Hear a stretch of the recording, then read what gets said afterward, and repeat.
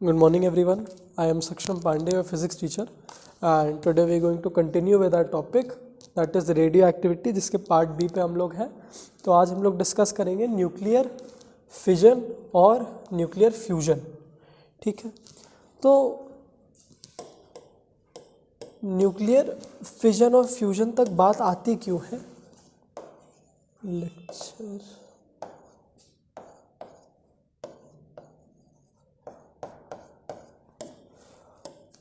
अब एक जो अनस्टेबल, अभी तक हम लोग अनस्टेबल न्यूक्लियाई पे ही बात कर रहे हैं. जो अनस्टेबल न्यूक्लियाई होगा, अनस्टेबल न्यूक्लियाई कौन होता है? Greater than proton. तो ये अपने आप को एक तरीके से तो हम लोग ने देख लिया कैसे स्टेबल करता है. कैसे करता है? डीके करके. डीके मतलब रेडियो एक्टिव रेज निकालेगा, वो है अल्फा बीटा और गामा रेज. ये तीनों निकालेगा. अभी तक हम लोग ने ये देखा. दो और तरीके जिससे इनको स्टेबल किया जा सके. एक होता है हमारा न्यूक्लियर फ्यूजन. न्यूक्लियर फ्यूजन तो नाम से क्लियर है कि जो ये न्यूक्लियाई है, न्यूक्लियर, तो ये भी एक न्यूक्लियर फिनोमेना है. तो दो लाइट न्यूक्लियाई जोड़ के एक हैवी न्यूक्लियाई बना देंगे जिसमें से एनर्जी निकलेगी. तो न्यूक्लियर फ्यूजन में ये होने वाला है, लाइट प्लस लाइट ब्रैकेट में nuclei will give a heavy nuclei plus energy, a good amount of energy. और ये क्या हो जाएगा? स्टेबल. ये स्टेबल हो जाएगा. ठीक है. और तीसरा तरीका क्या है? न्यूक्लियर फिजन का. न्यूक्लियर फिजन ये और ज़्यादा मज़ेदार प्रोसेस है. तो न्यूक्लियर फिजन में क्या होगा? एक हैवी न्यूक्लियाई होगा जो कि अनस्टेबल होगा. हाँ, एक हैवी न्यूक्लियाई पे हम लोग एक न्यूट्रॉन बोम्बार्ड करेंगे. बोम्बार्ड मतलब उस पर चार्ज करेंगे, फेंकेंगे, उस पर बहुत तेज़ी से हिट करेंगे. तो ये हैवी न्यूक्लियाई क्या करेगा? टूट जाएगा दो डॉटर न्यूक्लियाई में. इस केस में बहुत ट्रिमेंडस अमाउंट ऑफ ये एनर्जी निकालेगा. और देखा जाए तो ये चलता चला जाता है क्योंकि ये चेन रिएक्शन बनाता है. ठीक है, तो इस पे भी बात करेंगे. तो इसमें क्या होता है? Heavy nuclei splits into two light और daughter nuclei. Light light nuclei. ऐसा तो नाम में ही क्लियर है. फ्यूजन मतलब ही होता है जुड़ना और फिजन मतलब होता है टूटना. तो ये तीन तरीके हैं. जा रहा है? ठीक है. All the best report card के लिए. मुझे कॉल करके बताना जब भी देख के आना, या फिर मैसेज कर देना अपने मार्क्स. ठीक है, चलो. तो तीन ये तरीके पता चले कैसे कर सकता है. डीके करके, न्यूक्लियर फ्यूजन करके, न्यूक्लियर फिजन करके. ये तीन तरीके हैं जिससे एक न्यूक्लियस अपने आप को स्टेबल कर सकता है. Unstable nucleus obviously. तो इसके बाद बात करते हैं. तो हम लोग ने डीके की तो बात कर ली है. आज हम लोग समझेंगे सबसे पहले तो फिजन, और उसके बाद समझेंगे फ्यूजन. फ्यूजन बहुत इजीली समझ में आएगा, फिजन ही थोड़ा सा टाइम लेगा समझने में.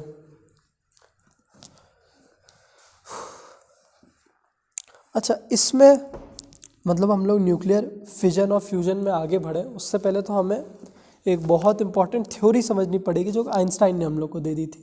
That is theory of relativity.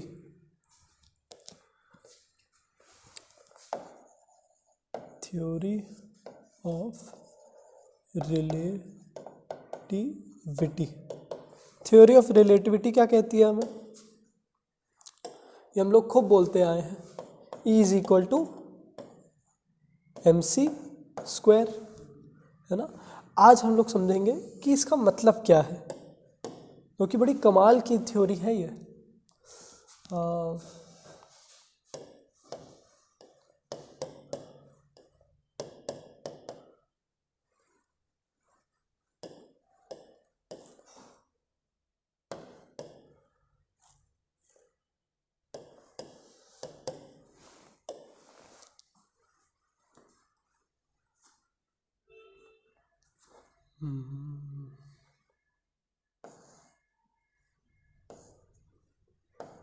Einstein मायने दी और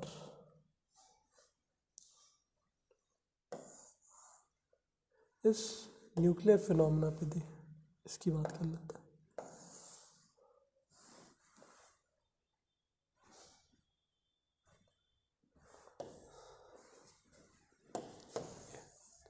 तो थ्योरी ऑफ रिलेटिविटी ये कहती है, सिंपल भाषा में अगर समझें, कि ये जो यहाँ पे एनर्जी निकल रही है, ये एनर्जी आ क्यों रही है। अगर हम लोग मतलब कुछ होने वाला है रिएक्टेंट साइड पे, जैसे मान लो अगर हम फिजन की बात करें तो एक हैवी न्यूक्लियाई होगा जिसपे हम लोग ने न्यूट्रॉन का बॉम्बार्डिंग किया, तो वो रिएक्टेंट बन जाएगा और वो हमें देगा प्रोडक्ट, दो प्रोडक्ट में लाइट न्यूक्लियाई। तो इस प्रोसेस में एनर्जी कहाँ से निकल के आई? एनर्जी इससे निकल के आई कि अगर हम लोग रिएक्टेंट का एक मास ले लेते हैं, कैलकुलेट करते हैं, तो हम लोग को क्या करना होगा, हैवी न्यूक्लियाई प्लस न्यूट्रॉन का मास हम लोग ने ऐड किया, तो mass of reactant mass R, और हम लोग प्रोडक्ट में दो लाइट न्यूक्लियाई और जितने भी न्यूट्रॉन निकले उन सबको जब हम लोग ऐड करेंगे तो वो हमें मास ऑफ प्रोडक्ट दे देंगे, है ना। अब इस फिनोमेना में होना तो ये चाहिए कि कंजर्वेशन ऑफ मास क्या कहता है, mass of the reactant side is equal to the mass of product side.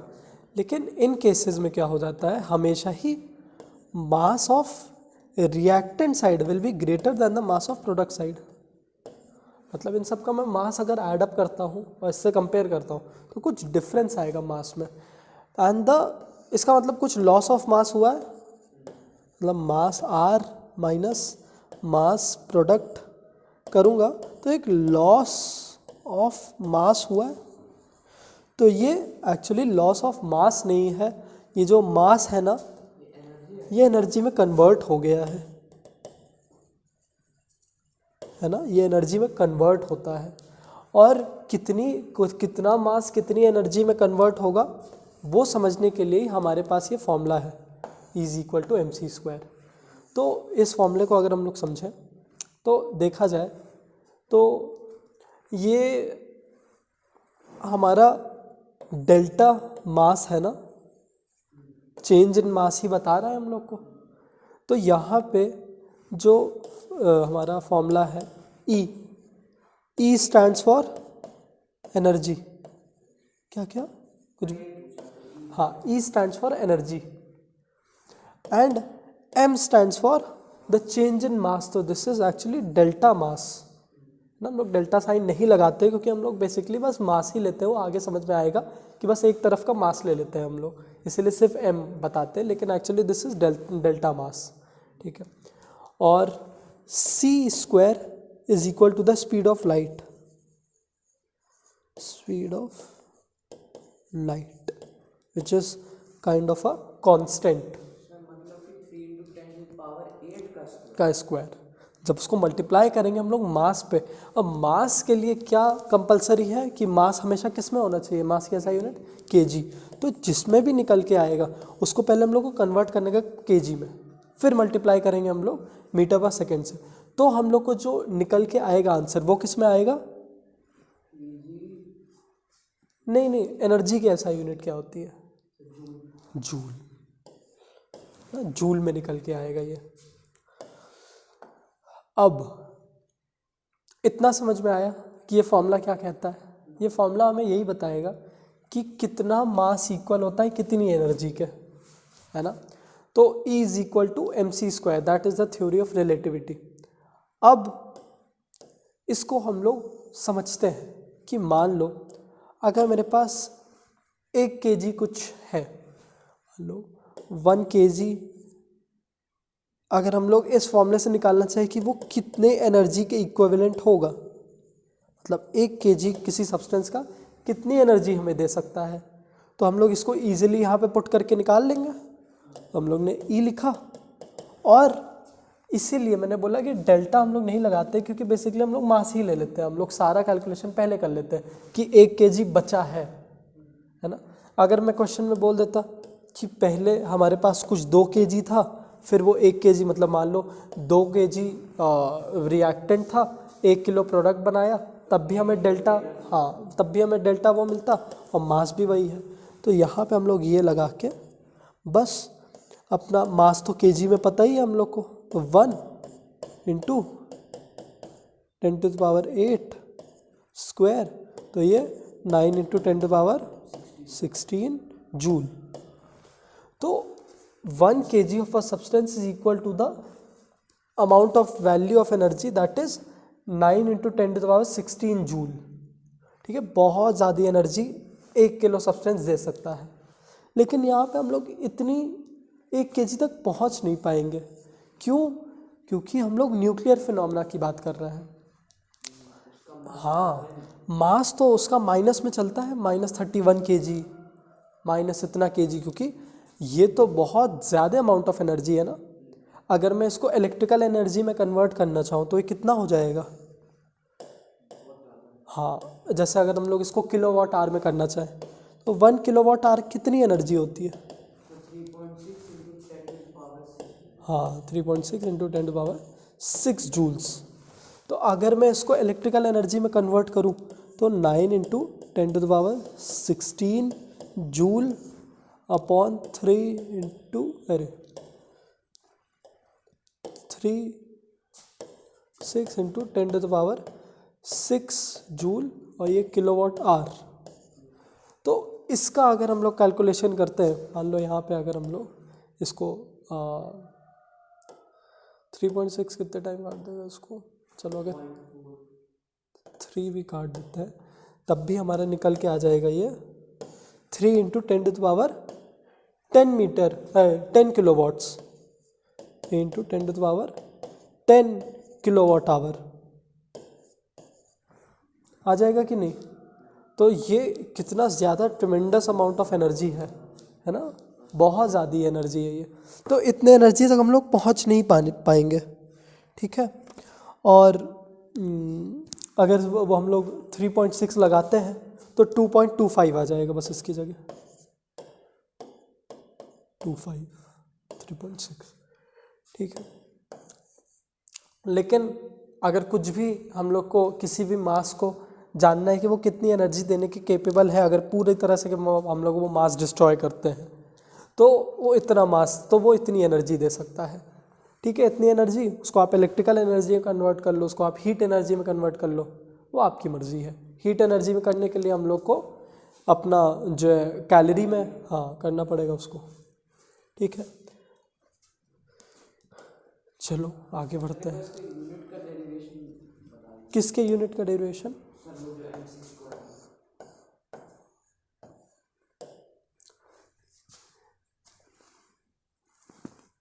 यहाँ पे kg into metre per second, whole square हुआ है, तो ये इक्विवेलेंट होता है हमारे जूल के।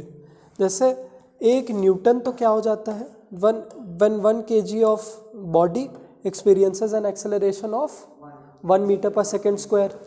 ठीक है, तो 1 kg into 1 metre per second square is equal to newton. और न्यूटन में हम लोग को इसको न्यूटन को जूल में करने के लिए, मतलब दिस इज फोर्स, इसको वर्क में कन्वर्ट करने के लिए हम लोग बस 1 मीटर लगाना डिस्प्लेसमेंट, ये हम लोग को जूल दे देगा। तो यहाँ पे देखो हमारा सेकंड पे भी स्क्वायर लग गया और 1 मीटर पे स्क्वायर लग गया। तो तो इसको मैं अगर लिखना चाहूँ तो kg into metre per second square लिख दूँ और 1 मीटर को अलग से लिख दूँ, बात एक ही पड़ेगी। तो बस ये हमारा न्यूटन बनेगा, ये इंटू मीटर, तो ऐसे जूल दे दिया ये। ठीक है, ये अंदर की बात हुई। ये सब ऐसे आने नहीं वाला, लेकिन अच्छा है अगर जानना ही डेरिवेशन। ठीक है, इतनी बात हुई। अब इसमें से जो भी नोट करना है वो कर सकते हो, इसमें से जो भी नोट करना है वो कर सकते हो।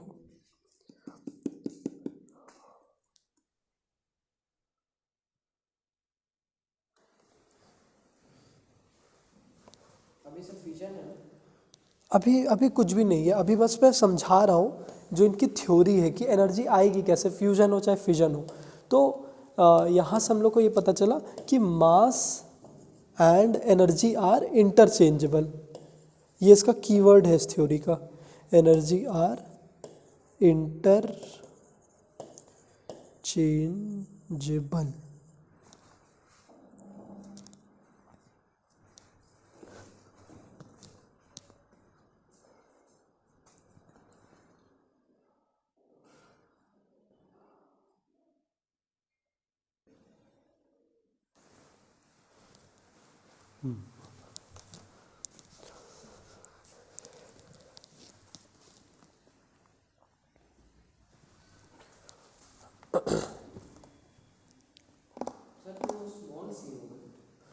हाँ, जो हमारा स्पीड ऑफ लाइट है उसको हम लोग स्मॉल सी से भी डिनोट कर सकते हैं। हाँ, सी स्क्वायर।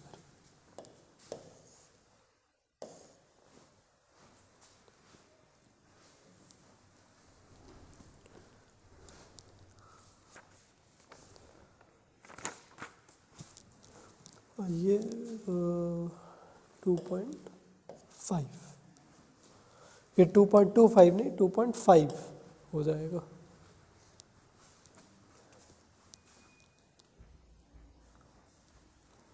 अब बात करते हैं कि एक एमयू हमें कितनी एनर्जी दे सकता है। एक एमयू क्या होता है? एटॉमिक मास यूनिट, मतलब एक एटम का जितना मास होता है वो एमयू होता है। तो 1 AMU is equal to how much energy. तो यहाँ से हमारा न्यूक्लियर फिनोमेना आएगा, क्योंकि अब जो भी चीज़ हम लोग को मिलेगी, जैसे एक प्रोटॉन का मास, एक इलेक्ट्रॉन का मास, एक न्यूट्रॉन का मास, वो सब हम लोग को केजी में भी पता है और एमयू में भी पता है, पहले से ही सब दिया हुआ है। तो हम लोग चाहे तो रियल टाइम में उसको कन्वर्ट भी कर सकते हैं 1 AMU में, जान के कि 1 AMU कितने केजी होता है। और या तो हम लोग को AMU की वैल्यू उसकी याद हो तो बस AMU, हाँ अरे जो है केजी में, उसको हम लोग मल्टीप्लाई कर देंगे स्पीड ऑफ लाइट से। तो 1 AMU क्या होता है, एवोगाड्रो की हेल्प से हम लोग को पता चलेगा। तो एवोगाड्रो ने, अच्छा इससे पहले तो थ्योरी थी कि अगर हम लोग 12 ग्राम कार्बन लेते हैं, ठीक है, तो उसमें कितने एटम्स प्रेजेंट होंगे, ये बताया गया है बुक में, पूरी थ्योरी नहीं। In class 9th we have read, 9th में डाल दिया।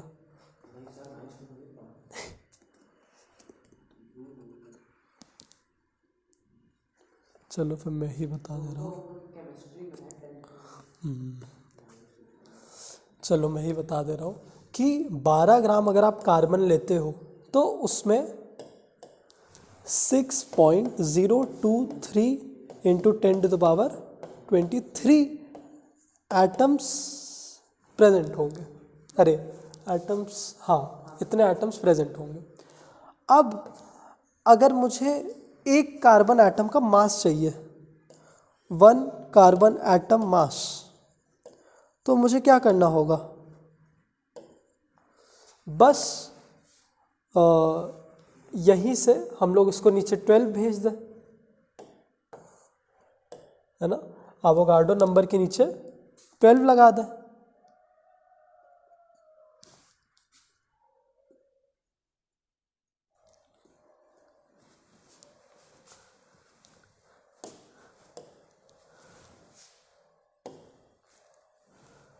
ये 12 ग्राम है तो हाँ ग्राम ऊपर ही जाएगा, तो ग्राम अपॉन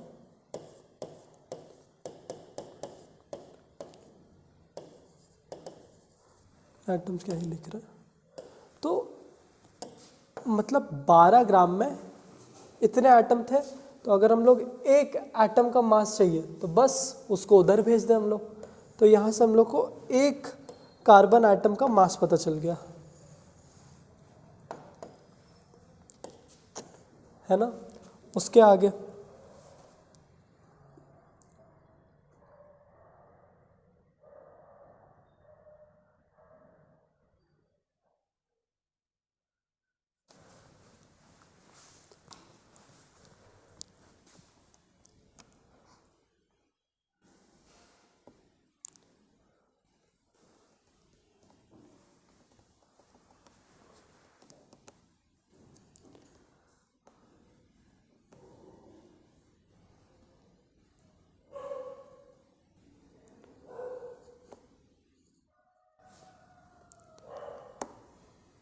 ठीक है।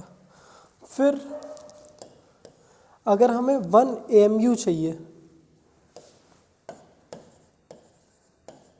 तो ये इसका भी 1/12 होता है, मतलब एक कार्बन एटम का जो मास है उसका भी 1/12 1 कार्बन एटम मास, उसका भी जब 1/12 करेंगे तब हमें 1 AMU पता चलेगा। तो यहाँ से अगर हम लोग इसकी भी वैल्यू डाल दें,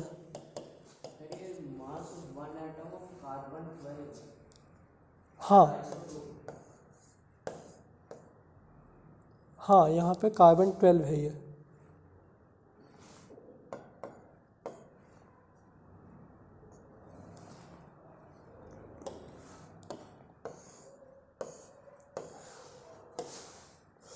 अपॉन 6.023 10⁻23, तो ये कैंसिल, तो 1 AMU हमारा निकल के आया इतना, 1 अपॉन एवोगाड्रो नंबर, इसी को हम लोग एवोगाड्रो नंबर कहते हैं। ठीक है, तो इतना निकल के आया।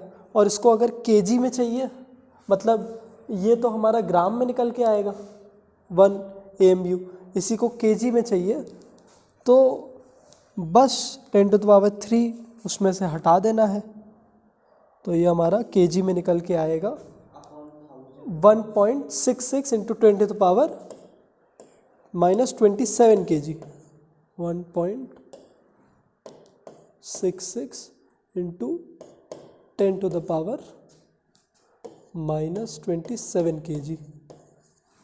तो 1 ये हम लोग को वैल्यू पता चली, क्योंकि इतना डेरिवेशन तो आने नहीं वाला है, वो तो खुद ही बुक में नहीं दिया है तो क्या ही आएगा। तो हमें ये पता चल गया कि 1 AMU बराबर होता है इतने केजी के, जो कि हम लोग को जानना था। तो ये आपको याद करना पड़ेगा ये नंबर, बाकी डेरिवेशन जितना भी है बुक में है ही नहीं, तो उसको याद करने की ज़रूरत नहीं। एक और चीज़ याद कर लेना, एवोगाड्रो नंबर, ये तो आगे के लिए भी काम आएगा। हाँ, पूछेगा तो नहीं फिजिक्स में, लेकिन जो केमिस्ट्री के बेसिस पे हम लोग को अभी इतना याद करना है कि 1 atomic mass unit is equal to 1.66 into 10⁻⁻27 kg। ठीक है, ये बस वैल्यू लिख लो, डेरिवेशन लिखने की ज़रूरत नहीं है। अगर कॉपी करना है तो कर सकते हो, कोई दिक्कत नहीं है, कर दो, नहीं करना।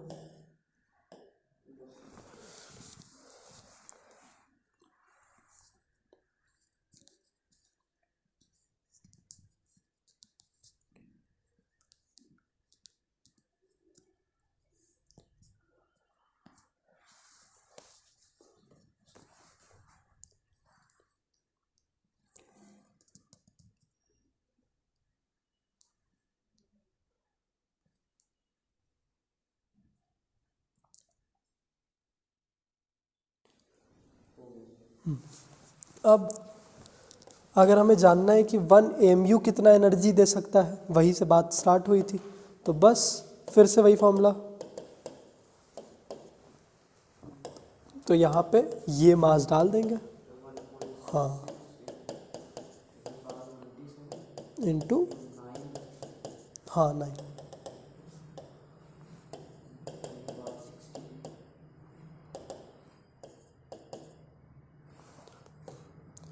तो ये हमारा निकल के आता है 1.4 इंटू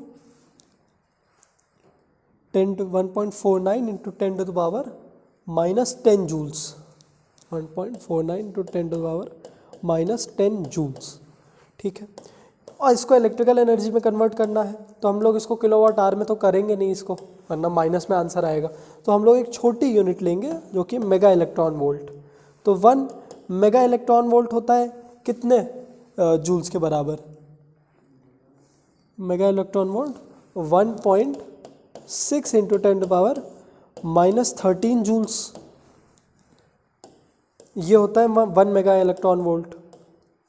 अब यहाँ पे इसको अगर कन्वर्ट करना है, 1 AMU से जो एनर्जी रिलीज हुई उसको हम लोग को इलेक्ट्रिकल एनर्जी में ले जाना है, तो बस इसी को डिवाइड कर देंगे।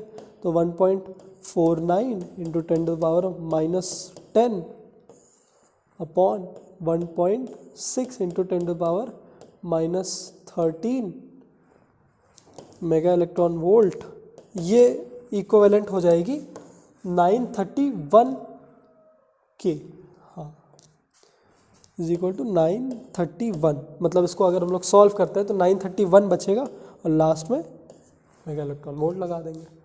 तो यहाँ से हमें ये पता चला। अब अगेन ये सब इम्पॉर्टेंट नहीं है, इसमें से क्या इम्पॉर्टेंट था याद करना, ये इसकी वैल्यू जो कि पहले भी हम लोग ने की हुई है।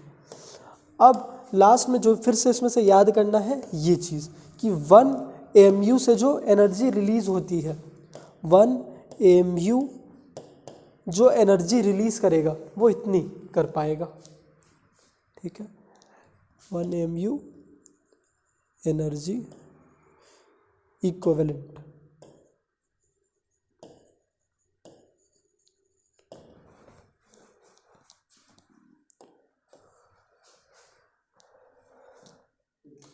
है ना। तो अगर पूछता है कि 1 एटॉमिक मास यूनिट कितने एनर्जी के इक्विवेलेंट होता है, तो 931 मेगा इलेक्ट्रॉन वोल्ट। ये मल्टीपल चॉइस क्वेश्चंस में ही आ सकता है, वो कोई डेरिवेशन नहीं आ सकता है, ये कभी पूछा भी नहीं गया है आज तक। तो ये तो अच्छी बात है कि दिया हुआ है, रादर देन बस फिगर दे देने से अच्छा। और मैं थोड़ा और भी डिटेल में उसको बता दे रहा हूँ ताकि और भी डाउट ना रहे।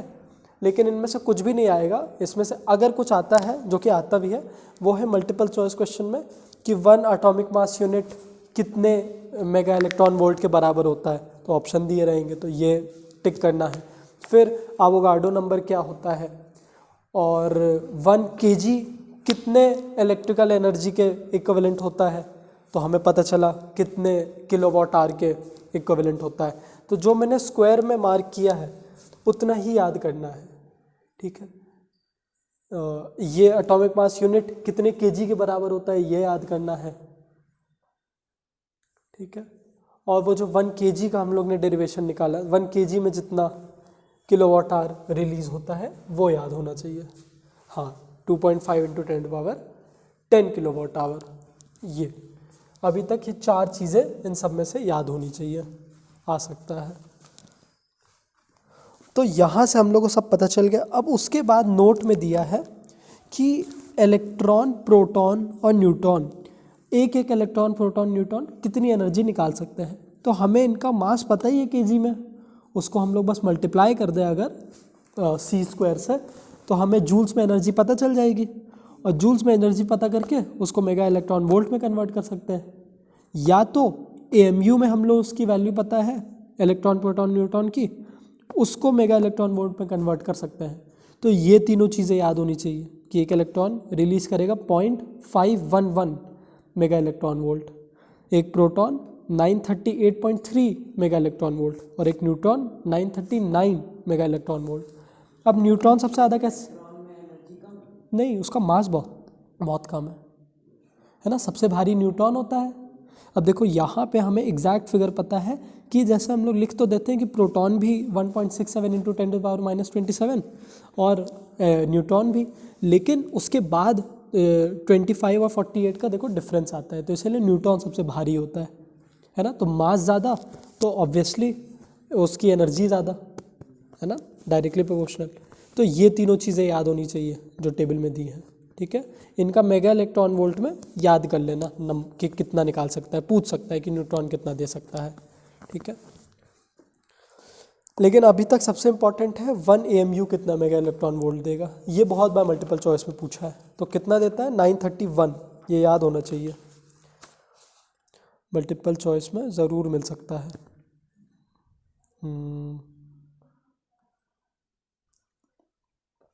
फिर अगर हम लोग को इसका न्यूमेरिकल भी मिलता है, जैसे पीछे दिया हुआ है कि 1 fission 1 uranium atom the loss of mass is 0.2 AMU, calculate the energy release.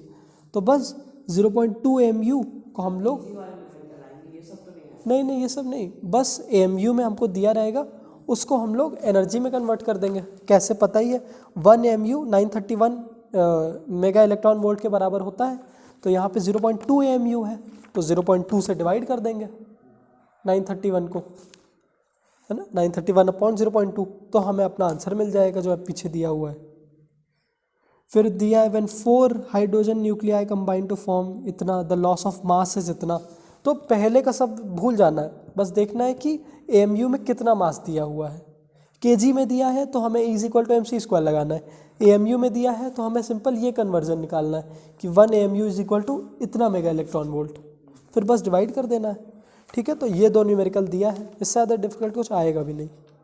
ठीक है, तो ये फिर से बोल रहा हूँ, इसको याद कर लेना ज़रूर।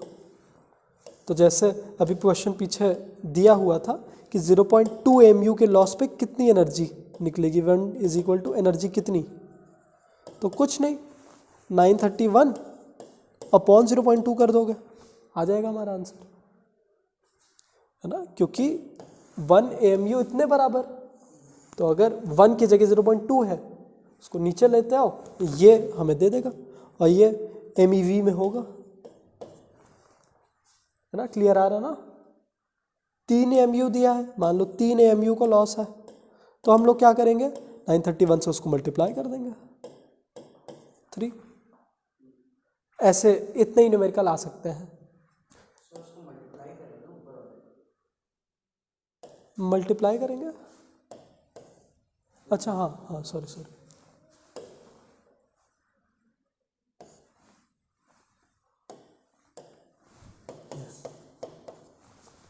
ठीक है, चलो अब आगे बढ़ते हैं। अब आ जाते हैं अपने न्यूक्लियर फिजन पे।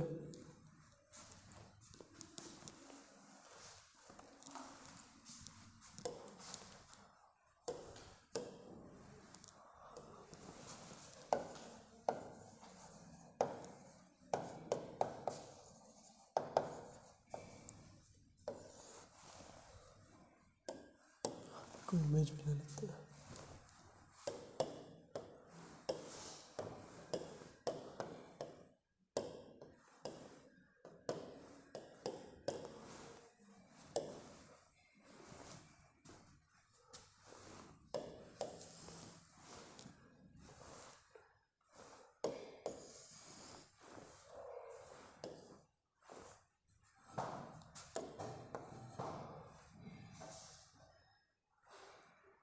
हाँ, ये दो काफ़ी है हमारे।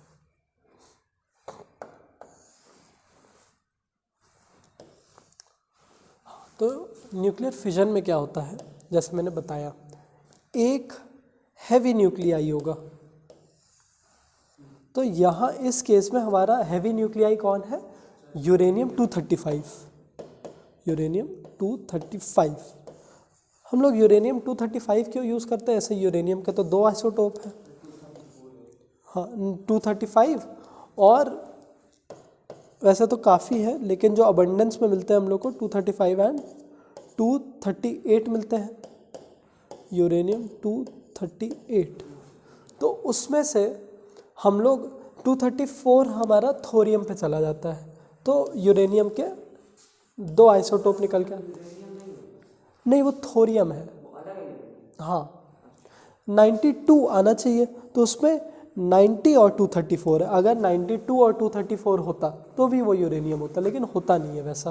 ठीक है, तो यही 2 आइसोटोप यूरेनियम के प्रेजेंट है, जिसमें से हमारा 99.3% ये है नेचर में 238, और सिर्फ 0.7% हमें मिल पाता है यूरेनियम 235।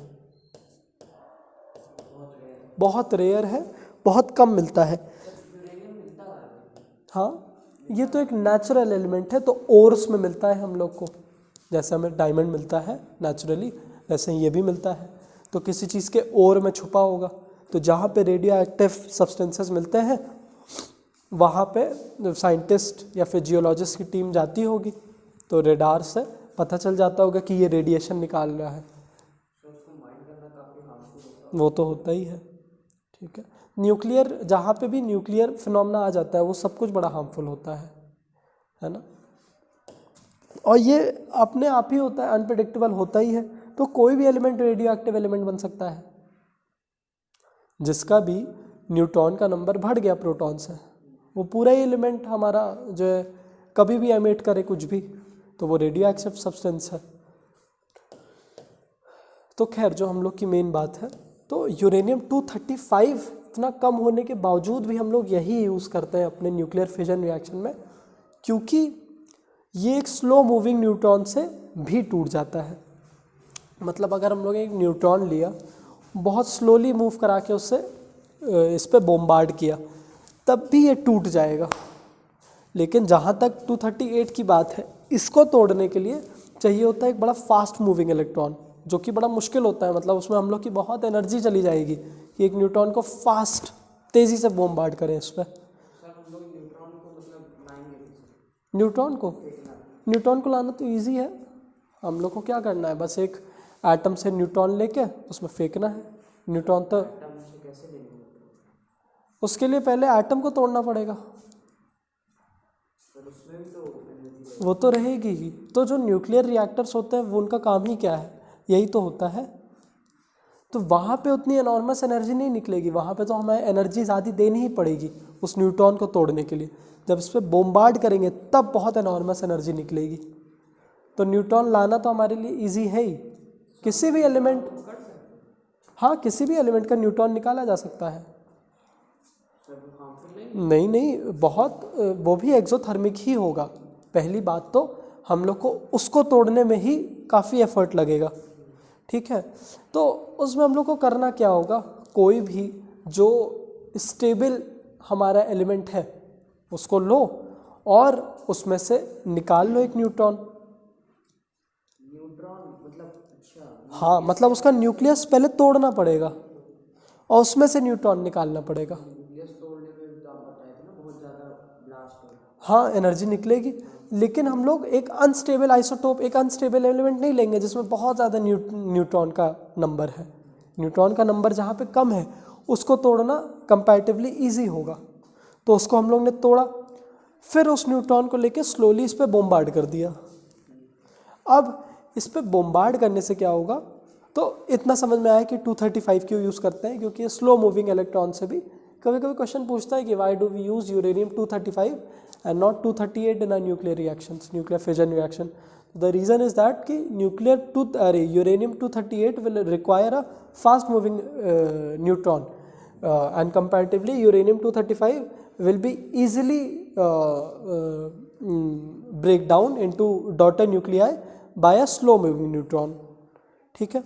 तो ये इनका रीज़न है कि हम लोग क्यों इसको यूज़ करते हैं। अब तो ये एक न्यूक्लियर फिनोमिनन है प्रक्षत भाई।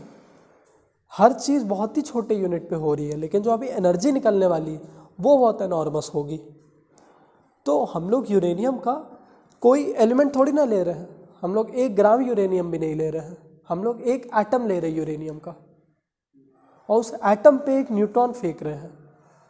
तो हर चीज़ हमारे नेकेड आई से कुछ भी नहीं दिखेगा हमें। अरे हम नहीं फेंक रहे हाथ से, न्यूक्लियर रिएक्टर से फेंका जाता है। आपको अभी तक लग रहा है कि हम लोग हाथों से फेंक रहे हैं इसे, नहीं बेटा, हाथ से क्या तो खोल तोड़ी ना पाएंगे। आज तो कुशाग्र की कमी पूरी हो गई। ये सब कुछ एक न्यूक्लियर रिएक्टर में होगा, यहाँ पे होगा सब कुछ।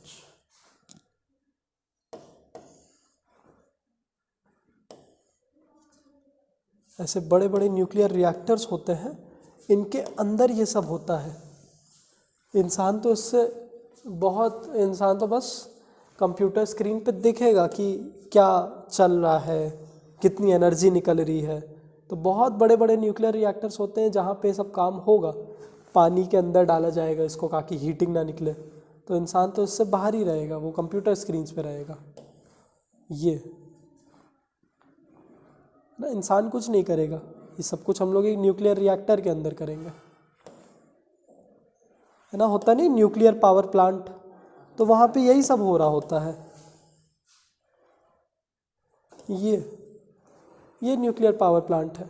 यहाँ पे ये हमारा यूरेनियम का फ्यूल है, उस पे हमारा जो ये कंट्रोल रॉड्स लगाई जाती है ताकि ज़्यादा हीट एनर्जी से ये फटे ना।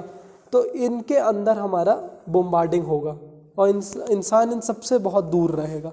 बस कंप्यूटर स्क्रीन पे देखेगा कि ये ठीक है, ये ठीक है, ये ठीक है, कितनी एनर्जी निकल रही, कोई दिक्कत तो नहीं आ रही, बंद कब करना, चालू कब करना। इंसान कुछ नहीं करेगा। हाँ हाँ हाँ हाँ हाँ, मैंने पूरी सीरीज देखी तो नहीं, थोड़ी सी देखी थी, उस पर यही तो हुआ था कि एक अनकंट्रोल्ड न्यूक्लियर रिएक्शन हुआ था और एक बार वो बस कहीं से लीकेज हो गया था। हाँ, एक लीकेज हुआ था और उस लीकेज से अब रेडियो एक्टिव सब्सटेंसेज ऐसे ही होते हैं, एक बार लीकेज हो गया तो वो कौन सा एलिमेंट कहाँ से कब डीके करेगा कुछ पता ही नहीं है, और इतनी एनर्जी रिलीज करता है कि आसपास की चीज़ों को भी रेडियो एक्टिव कर देता है।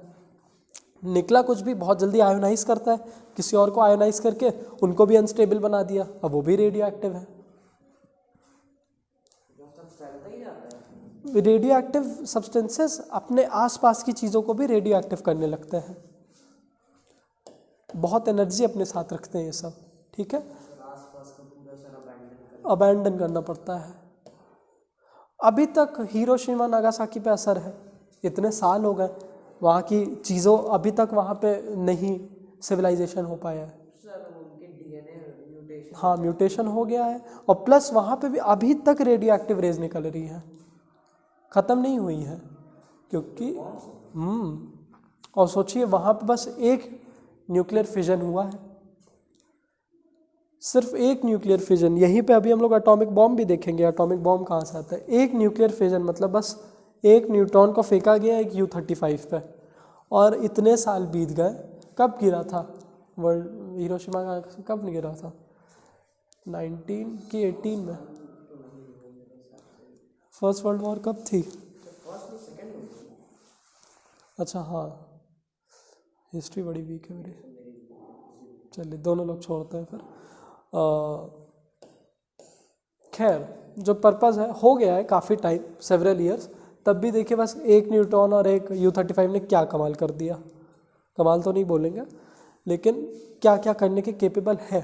तो है एक न्यूक्लियर चीज़ ये, जो हमें नेकेड आई से दिख भी नहीं रही है, लेकिन इसका असर बहुत ज़्यादा होता है, ठीक है, क्योंकि एक एनॉर्मस अमाउंट ऑफ एनर्जी निकलती है इसमें। असल में एनर्जी तो एक बार निकल जाए, लेकिन दिक्कत क्या होती है ना कि एक चेन रिएक्शन बन जाता है कि अब वो जो एनर्जी निकली है वो इतनी ज़्यादा निकली है कि आसपास की चीज़ें भी टूट जा रही हैं। अब वो टूटी, फिर वो टूट गई, फिर वो टूट गई, अब ये टूटते टूटते ख़त्म ही नहीं होता है जब तक U-35 पूरी तरीके से कंज्यूम ना हो जाए,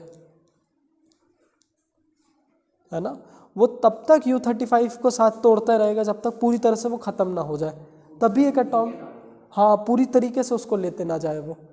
और यही करते करते सेवरल बीटा गामा रेडिएशंस निकलेंगी, सेवरल अमाउंट ऑफ एनर्जी निकलेगी, और वही एक एक्सप्लोजन के रूप में हमें दिखती है। हमें तो सिर्फ हीट एनर्जी, लाइट एनर्जी के रूप में दिखती है वो, है ना, एक्सोथर्मिक रिएक्शन हमें दिखता है। खैर, हम लोग की बात चालू हुई थी, ये न्यूक्लियर रिएक्टर्स में ये सब कुछ होता है, ठीक है, हम लोग नहीं करते हैं, ठीक है। तो एक U-35 पे जब एक न्यूट्रॉन को बोम्बार्ड किया जाता है, एक स्लो मूविंग न्यूट्रॉन को, तो इसका रिएक्शन भी लिखते चले जाते हैं, बुक में भी ये दिया हुआ है। तो U-92 235 प्लस एक न्यूट्रॉन, किसका? हाँ, क्योंकि इसके पास नंबर ऑफ प्रोटॉन्स नहीं है ना, इसके पास बस नंबर ऑफ न्यूट्रॉन है। हाँ, इसमें एटॉमिक मास है बस। तो ये होता है, तो ये U-35 टूट जाता है एक पेयर ऑफ एलिमेंट्स में, जो कि है बेरियम और क्रिप्टन। हाँ, ये भी, ये इनर्ट, हाँ, इनर्ट गैसेज हैं। बेरियम भी तो नहीं, बेरियम क्रिप्टन, हाँ, तो क्रिप्टन तो है, तो बेरियम तो एक, बेरियम है,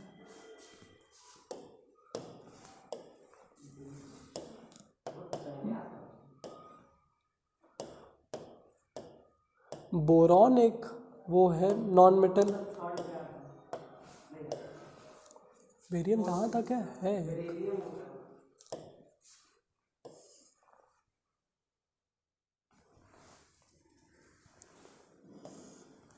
नहीं यार, एक इनर्ट तो नहीं, कहाँ आ रहा है? ये है बेरियम, तो सेकेंड ही पे आ जा रहा है। कोई बात नहीं, हमें एक तो इनर्ट गैसेस मिले, ठीक है। वैसे ये पेयर में ही टूट सकती है, या तो ये बेरियम और क्रिप्टन के पेयर में टूटेगी, या तो एक दूसरा पेयर भी टूट सकता है जो कि कम होता है, पर लैंथियम और ब्रोमीन के पेयर में टूट सकती है ये La और Br पे, है ना, इन दोनों पे। पर हम लोग यूजुअली यही लिखते हैं, बेरियम और क्रिप्टन, इन दोनों में ये टूटी। ठीक है, अब इतना टूटा तक तो बात ठीक थी। ठीक है, चलिए अभी बस देखते हैं कि ये दो इनमें टूट गई। तो बेरियम और क्रिप्टन, इनका साथ में लिख देते हैं।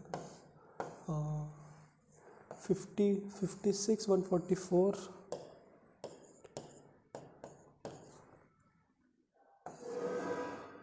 36, 89।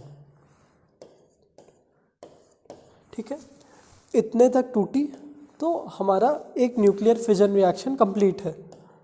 ठीक है, लेकिन इसके साथ साथ क्या होता है कि 3 और न्यूट्रॉन भी निकल जाते हैं। मतलब यहाँ से 3 न्यूट्रॉन भी निकलेंगे, एक तो ये खुद और 2 और न्यूट्रॉन साथ में निकलते हैं। मतलब कुछ ऐसा रिएक्शन होता है, न्यूट्रॉन गिरा लार्ज न्यूक्लियस पे, 2 फिजन के प्रोडक्ट मिले डॉटर सेल्स, और 3 न्यूट्रॉन भी मिल गए। ठीक है, ये न्यूट्रॉन ही है मेन पार्ट। ये न्यूट्रॉन फिर से इसको तोड़ेंगे, मतलब ये करते रहे, यही चेन रिएक्शन में लाएंगे ये 3 न्यूट्रॉन। लेकिन अभी तक यहाँ पे इसको अगर रोके, चेन रिएक्शन ना लेके जाए, तो ये यहाँ पे एनर्जी कैसे निकलेगी? अगर हम इसका मास लें और इसका मास लें तो किसका ज़्यादा होगा? रिएक्टेंट का। तो मास ऑफ रिएक्टेंट ज़्यादा मास ऑफ प्रोडक्ट, तो बच्चा कुछ मास गया कहाँ? हाँ, loss of mass is equal to, हाँ, जो रिलीज ऑफ एनर्जी।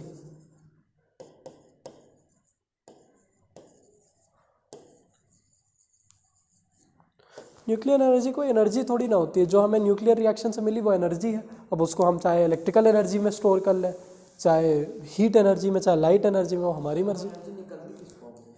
वो तो हीट के फॉर्म में निकलती है। ये हुआ एक्सोथर्मिक रिएक्शन है, ये हीट के फॉर्म में निकला। उस हीट को हम लोग पानी गर्माते हैं, उस हीट से, उससे टरबाइन घूम जाता है ना। वो हीट से पानी गर्म होगा, पानी से स्टीम निकलेगा और उस स्टीम से टरबाइन घूमेगा। ठीक है, जो कि एक न्यूक्लियर रिएक्टर में हो रहा है। अगर हम लोग फिर से देखें उसको, ये यहाँ पे हुआ, फिर ये स्टीम गई, फिर ये जनरेटर, यहीं पे ये कूलिंग वाटर, इनको कूल भी किया जाता है।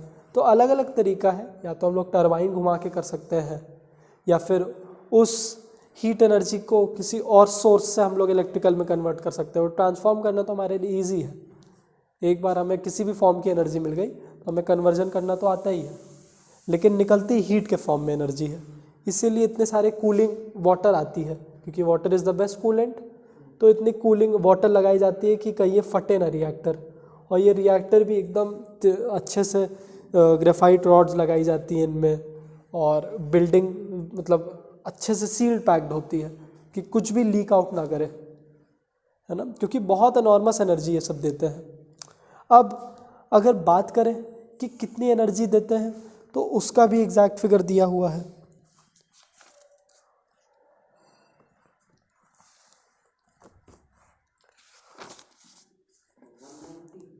हाँ, अब ये निकल के कैसे आया? जब हम लोग देखा जाए तो mass of uranium plus mass of neutron इतना यहाँ पे आएगा, उसको जब माइनस करेंगे इन सब के मास से तो 0.20 AMU निकल के आता है। इन दोनों का जो लॉस ऑफ मास है वो 20 AMU निकल के आता है। इतना ही आ रहा ना? हाँ, मास दिया ही हुआ है सबका, सबका AMU में मास दिया हुआ है। देखिए AMU में हमारा एक न्यूट्रॉन का मास दिया है 1.01 AMU, मास ऑफ U35 दिया है 234, बेरियम का दिया है, क्रिप्टन का दिया है, बस ये सब करके पूरी कैलकुलेशन ही दी हुई है। 234 + 1 माइनस इतना प्लस इतना इंटू 3 न्यूट्रॉन्स AMU में हमें मिल जाएगा। ठीक है, अगर कैलकुलेट करना तो कैलकुलेट भी कर लो, दिया ही हुआ है यहाँ पे कैलकुलेशन, है ना। सिर्फ फिगर्स नहीं, अच्छा है, कैलकुलेशन भी दी हुई है। मास निकलेगा ना माइनस का, हाँ डायरेक्ट उससे नहीं E = mc² लगा सकते हैं। नहीं, तो यहाँ पे केजी में सबका मास दिया हुआ है ना, अरे AMU में सबका मास दिया है ना, केजी में नहीं दिया है, वहाँ पे तो केजी में। अब अगर AMU को केजी में ले जाना है तो केजी में लेते चले जाओ, लेकिन हमें इतना पता है अगर AMU में आ जाता है तो और इजी बात है, क्योंकि हमें क्या पता चल गया है कि 1 AMU कितने बराबर 931 MEV के बराबर। तो बस अब ये 0.20 है तो ये ऐड कर दो, हमें अपना आंसर मिल जाएगा कितना 190 MEV। ये इतनी हमारी इलेक्ट्रिकल एनर्जी निकल रही है, हमने तो कन्वर्ट किया है इसको। ठीक है, वो एनर्जी निकालने के लिए मतलब अगर हमें अल्टीमेटली तो इलेक्ट्रिकल एनर्जी चाहिए तो हम लोग ये कर रहे हैं, अगर आपको चाहिए सिर्फ एनर्जी जाननी है कि कितना एनर्जी निकली जूल्स में बताइए, हमको इलेक्ट्रिकल नहीं, तो पहले MU को केजी में करना होगा, फिर केजी को स्पीड ऑफ लाइट के स्क्वायर से मल्टीप्लाई करना होगा, तो वहाँ से वो निकल के आएगा। ठीक है, लेकिन जितना अभी तक बुक में है उतना ही हम लोग चलते हैं, पर कोई दिक्कत की बात नहीं है, उसको केजी में करके भी वही आंसर आ जाएगा। ठीक है, तो ये हमारा न्यूक्लियर फिजन होता है। अब इसमें से जो नोट करना है वो कर लीजिए। ठीक है, ये भी याद करने की ज़रूरत है कि एक न्यूक्लियर फिजन रिएक्शन इतना देता है, 1 न्यूक्लियर फिजन रिएक्शन का रिलीज ऑफ एनर्जी।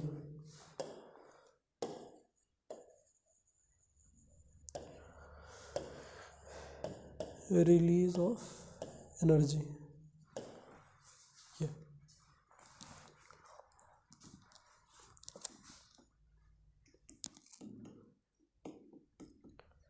ठीक है। अब बात करते हैं प्रैक्टिकली कितना होता है। अब यहाँ पे हम लोग ने एक एटम लिया था यूरेनियम का, अगर हम लोग 1 ग्राम यूरेनियम ले लिए होते तो हमारा जो एनर्जी निकल के आती that would have been 4.8 × 10⁻23 mega electron volts. इसको अगर किलोवाट आवर में करें तो 2.1 × 10⁻4 किलोवाट आवर। और इतनी इलेक्ट्रिकल एनर्जी, इतनी ज़्यादा एनर्जी तब रिलीज़ होती है जब हम लोग 20 टन TNT लेते हैं। तो इसीलिए मैंने बोला हम लोग 1 ग्राम तक नहीं ले रहे हैं, हम लोग एक एटम ले रहे हैं, है ना। तो अब बस इतना ही हमें जानने की ज़रूरत है कि कितना ज़्यादा केपेबल है 1 ग्राम यूरेनियम जब ये कर पा रहा है।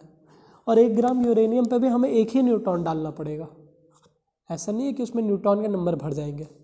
अब 1 ग्राम यूरेनियम कैसे कंज्यूम हो पाएगा, बस ये जो 3 न्यूट्रॉन और निकले हैं ना, मान लो अगर हम लोग एक यूरेनियम ले लिए होते, मतलब एक बड़ा यूरेनियम 1 ग्राम, ये तो बस एक एटम है यूरेनियम का, इसीलिए तो न्यूक्लियाई लिखा है, लेकिन 1 ग्राम होता, न्यूट्रॉन एक ही गिरता, ये बड़े बड़े प्रोडक्ट निकलते हैं, ये जो न्यूट्रॉन है फिर इस पर गिरा के फिर ये 2 बड़े प्रोडक्ट निकालते हैं, सब यही न्यूट्रॉन इतने जो ये क्योंकि ये स्लो मूविंग इलेक्ट्रॉन से ही, अरे न्यूट्रॉन से ही रिएक्शन हो रहा है, फिर होता जाता है। क्योंकि असल में तो हम लोग अगर हम लोग कोई न्यूक्लियर बॉम्ब बना रहे हैं, जैसा इसका तो 2 तरीके हैं, हम लोग इसको कंट्रोल्ड एनवायरनमेंट में कर लें जो हम लोग के लिए बेनिफिशियल हो, जैसे उसका हम लोग को एनर्जी निकालनी हो तो हम लोग करते भी हैं, डे टू डे लाइफ में होता रहता है। या फिर इसको अनकंट्रोल्ड करना है, वो बॉम्ब्स में होता है, बॉम्ब्स में अनकंट्रोल्ड रिएक्शन है, आपने उसमें मान लो 0.5 ग्राम यूरेनियम डाल दिया, 0.1 ग्राम यूरेनियम डाल दिया, अब ये बहुत बड़ी चीज़ है। या फिर 1 ग्राम यूरेनियम डाल दिया, जैसे 1 ग्राम डाल दिया, फिर कहीं पे गिराया ये न्यूक्लियर बॉम्ब, अब उस कंटेनर में क्या होना है, बस कोई स्लो मूविंग न्यूट्रॉन बॉम्बार्ड होगा उस पर, बस ये एक बार हुआ, इतनी एनर्जी निकली, फिर ये न्यूट्रॉन फिर इसको तोड़ेगा, फिर तोड़ेगा, फिर तोड़ेगा, ऐसे टूटते टूटते चेन रिएक्शन चलता जाएगा। कब तक? तब तक पूरा एक यूरेनियम एटम क्या ना करे, डीके ना कर जाए। यूरेनियम की भी मजबूरी है, ये काफ़ी अनस्टेबल है क्योंकि इसका न्यूट्रॉन का नंबर काफ़ी ज़्यादा है, तो वो बार बार खुद अपने आप को तोड़ता रहेगा स्टेबल करने के लिए। हेवी न्यूट्रॉन से हेवी न्यूट्रॉन में कन्वर्ट होता है। हाँ होता रहेगा, लेकिन इन कंपैरिजन टू इस रिएक्शन ये जो नहीं हैवी न्यूट्रॉन नहीं, हैवी न्यूक्लियस ही होगा टू लाइट इसके कंपैरिजन में, लेकिन वो भी हैवी ही होगा। और ये जो डॉटर निकालता है ना, ये नियरली सेम साइज की निकालता है। ये भी एक की पॉइंट दिया हुआ था कि जो हमारा लार्जर न्यूक्लियस है या फिर पेरेंट न्यूक्लियस है वो ऑलमोस्ट इक्विवेलेंट ही होता है हमारा डॉटर न्यूक्लियस के। देखिए इसने और अच्छे से बताया, ये जब ये ऐड होता है तो सही बात है, ये U35 था, एक ऐड हो गया U36 बना। अब ये इतना ज़्यादा अनस्टेबल हुआ है ना कि इसने खुद ही अपने आप को तोड़ लिया, है ना। ये नहीं है कि ये न्यूट्रॉन ने इसको तोड़ दिया बीच से, खुद अपने आप को तोड़ा, क्योंकि इसमें इतना ज़्यादा अनस्टेबल हो गया ये एन इतना ज़्यादा ग्रेट हो गया पी के कि मैंने बताया ना कि वो 2-3 मेथड है, तो उसमें से डीके इसको नहीं समझ में आया, फ्यूजन नहीं समझ में आया, इसको फिजन दिखा, उसने अपने आप को तोड़ लिया कि चलो अब स्टेबल हो जाएंगे, लेकिन उस पर भी स्टेबल नहीं होता है, फिर ये तोड़ता ही चला जाता है अपने आप को।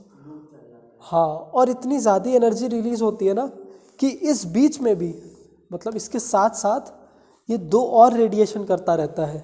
इस प्रोसेस में ये बीटा और गामा रेडिएशन भी निकालता रहेगा।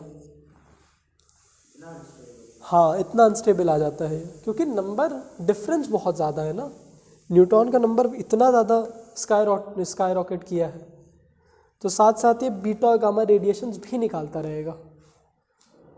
जापान में गिरा था, हाँ, यही वाला बॉम्ब था। वो एक न्यूक्लियर एटॉमिक बॉम्ब था। अब उसमें क्या यूज़ किया गया था वो तो मुझे आइडिया नहीं है, लेकिन एटॉमिक बॉम्ब का बेसिक प्रिंसिपल यही होता है, चेन रिएक्शन। ये वाला बॉम्ब नहीं था, ये बॉम्ब नहीं है, ये तो हम लोग असल में न्यूक्लियर रिएक्टर में यूज़ करते हैं U35। जो आप बता नहीं रहे थे, जो अनकंट्रोल्ड वाला, वो ये भी अनकंट्रोल्ड हो सकता है अगर हम लोग अमाउंट ऑफ यूरेनियम बढ़ा दें।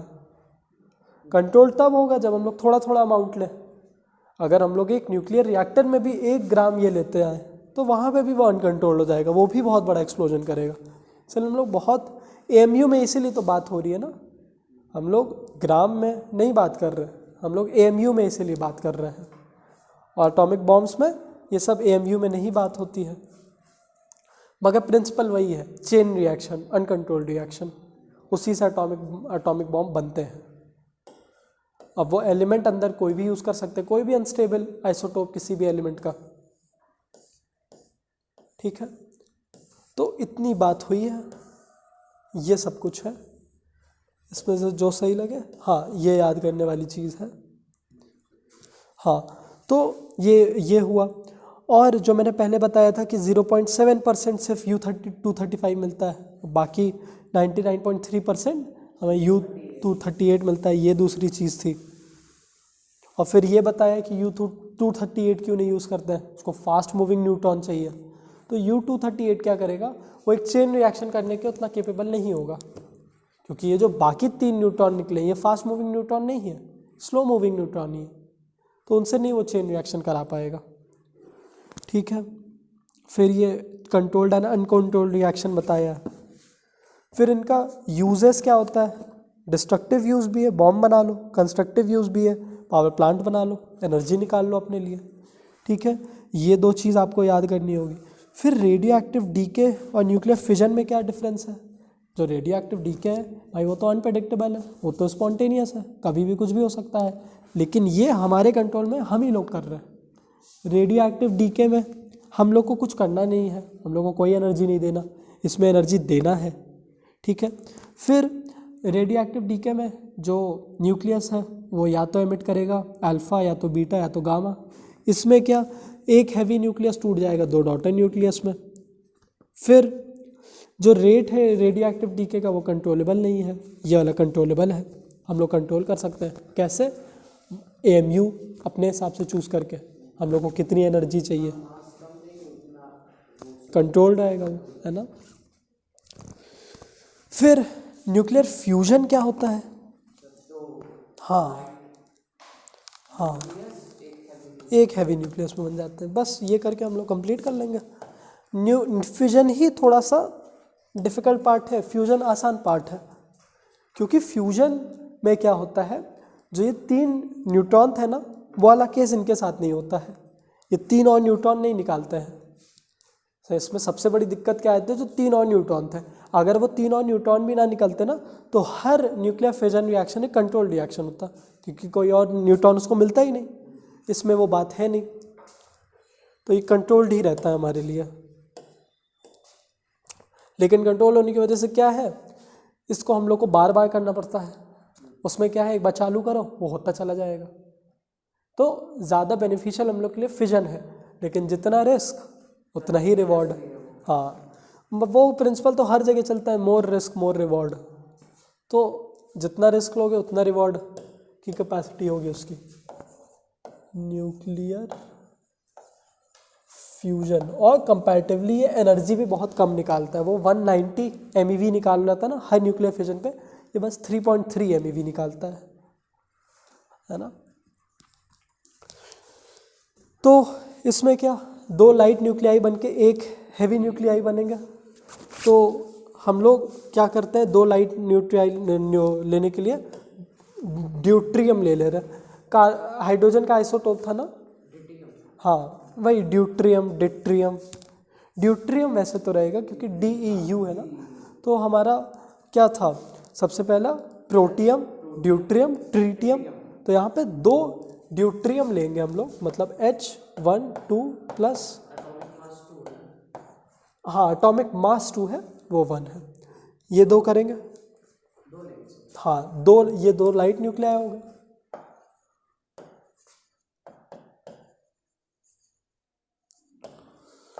लेकिन यहाँ पे प्रिंसिपल वही चलेगा। कौन सा प्रिंसिपल, E=mc² वाला।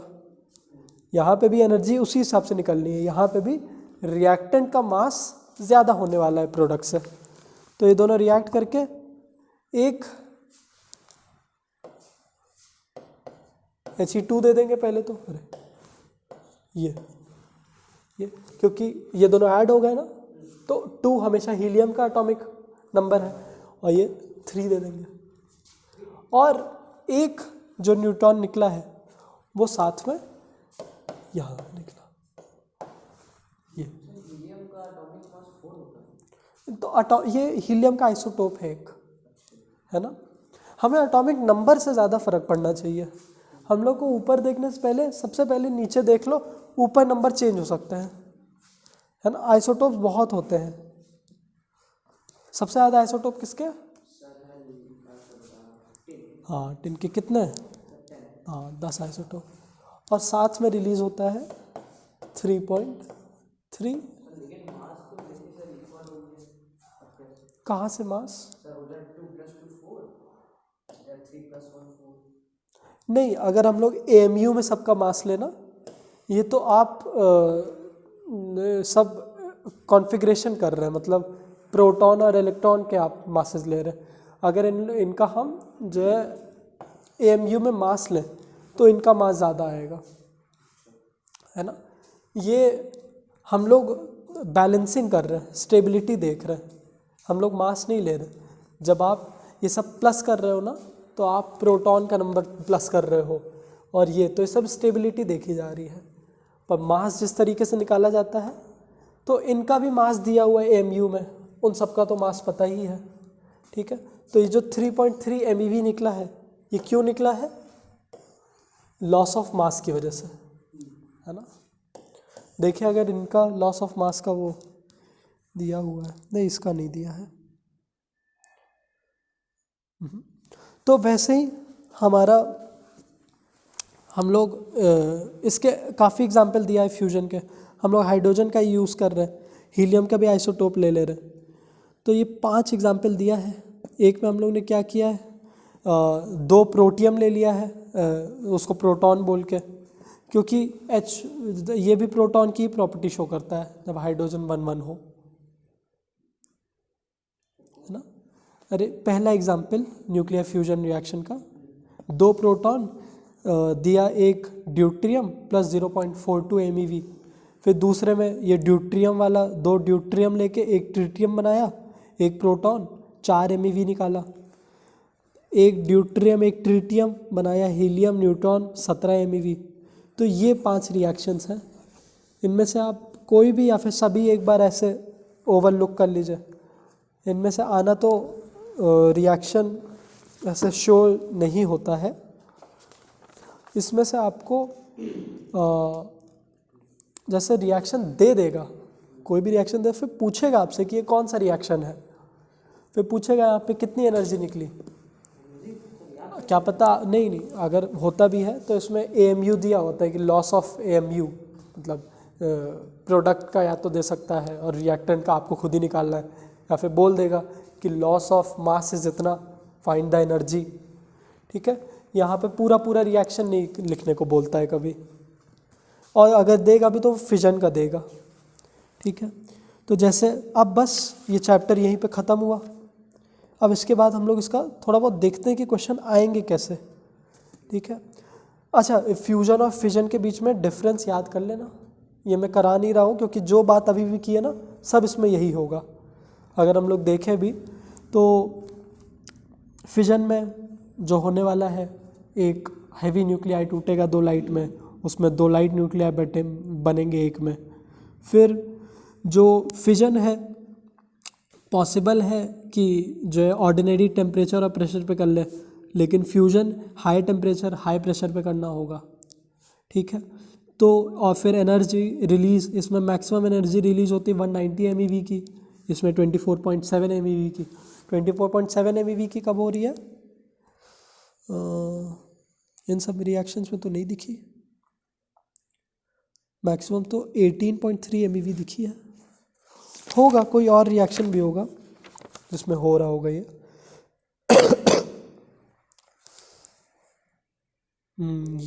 ये एक रिएक्शन है जब 4 हाइड्रोजन एटम मिले। ठीक है, ये बात हो गई।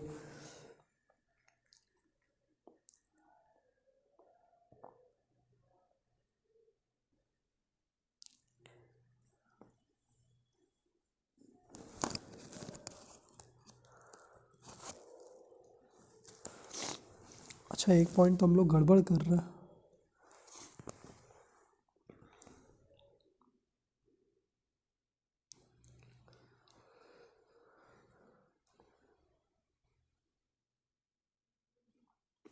एक पॉइंट जो हम लोग का ये था कि फ्यूजन रिएक्शन कंट्रोल्ड होते हैं, ये गलत बात बता रहा है,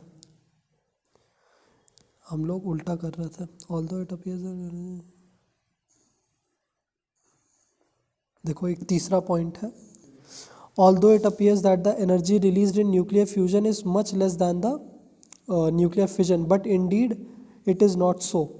for a given mass the energy release due to fusion reaction nuclear is much more than the energy released in nuclear fission of the same heavy nucleus. The reason is that for the same mass, the number of light nuclei is more than, hence the energy obtained per unit mass in fusion is much larger than the energy obtained per unit mass in fusion. अच्छा, ये बता रहा है कि अगर हम लोग per unit mass की बात करें तो जितना AMU अगर हम लोग ने मान लो कि हम लोग ने 5 AMU रिएक्टेंट साइड लिया फिजन में और 5 AMU रिएक्टेंट साइड लिया फ्यूजन में, तो दोनों में से फ्यूजन वाला ज़्यादा हम लोग को एनर्जी देगा। ये एनर्जी क्यों कम दे रहा है?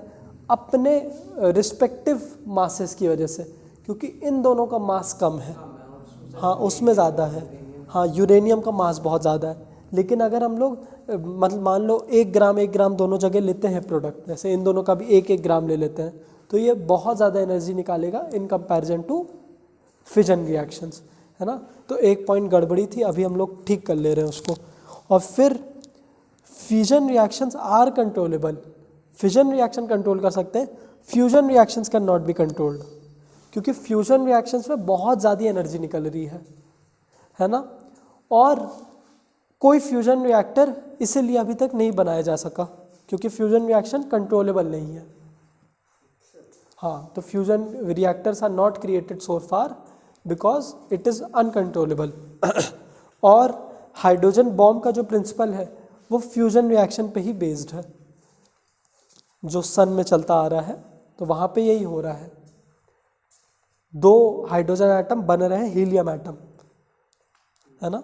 तो वहाँ पे यही हो रहा है, तो वो अनकंट्रोलेबल है, जैसे वो चलता चला आ रहा है, उसको रोकना नहीं, हम लोग रोक नहीं पा रहे, रोकना भी नहीं चाहिए और वो रुक भी नहीं रहा है, तो इसीलिए यहाँ पे भी नहीं रुक पाएगा। इसलिए यहाँ पे भी ऐसे तो कंट्रीज क्लेम करती है कि हाइड्रोजन बॉम्ब है उनके पास, लेकिन कोई भी डिप्लॉय नहीं करता है क्योंकि वो अनकंट्रोलेबल है, अगर वो चलता है तो पूरा प्लानट ही जाएगा उसमें। हाँ, तो इसीलिए उसको अब फ्यूजन रिएक्शंस का क्या है कि इनको बहुत हाई टेम्परेचर और हाई प्रेशर पे करना चाहिए, इसीलिए जो हाइड्रोजन बॉम्ब्स है बहुत सीक्रेटिव वे में डीप इनसाइड ओशंस रखा गया है ताकि टेम्परेचर बहुत कम रहे, है ना। तो ये बात है, और तो ये बात हम लोग को कंट्रोल मतलब चेंज करनी पड़ेगी कि फ्यूजन रिएक्शन कंट्रोल में है, नहीं बिल्कुल कंट्रोल में नहीं है, और ज़्यादा एनर्जी फ्यूजन रिएक्शन दे सकते हैं अगर हम लोग सेम मास ले दोनों लोग में तो, ठीक है। अच्छा, हम लोग ने ये देख लिया ना, गलत कंसेप्ट लेके चलते हैं। The fusions is not radioactive nuclear bomb is based in both the cases the similarity of loss of energy. हाँ, पर दोनों केसेस में अगर सिमिलैरिटी देखें तो जो रिलीज इन एनर्जी है वो लॉस इन मास की वजह से ही है ना। ये हुआ। अब इसमें हमारे न्यूमेरिकल्स खूब आते हैं। Calculate the amount of energy release in MEV due to the loss of mass of 1 kg। तो 1 kg से पहले जूल में निकलेगी आपकी एनर्जी, फिर जूल को MEV में कन्वर्ट कर लेना, ठीक है। फिर calculate the loss of mass equivalent to the energy of इतना किलोवाट आवर, तो इसको उल्टे तरीके से चलाना, ठीक है। सब में एक ही हमारा फॉर्मूला लगने वाला है, क्या, E is equal to MC², और C की वैल्यू सेम ही रहेगी, बस E और M को चेंज करते रहना, ठीक है। और कन्वर्जेंस याद रखना कि एक MEV कितना जूल होता है, 1 किलोवाट आवर कितना जूल होता है, एक MU कितना किलो होता है, एक MU में कितना MEV होता है, ठीक है। कन्वर्जेंस पे ये न्यूमेरिकल लगेंगे। इसके बाद अगर हम लोग रिएक्शंस की बात करें तो मैंने बोला था ना, complete the following nuclear reaction.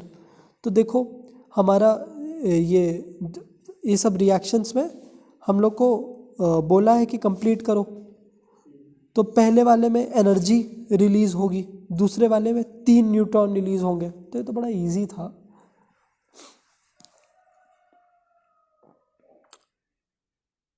और फिर 14th वाले में हमें बस प्लस कर देना है नंबर्स को, तो जैसे ये हमारा हीलियम और हमारा ड्यूट्रियम रिएक्ट करके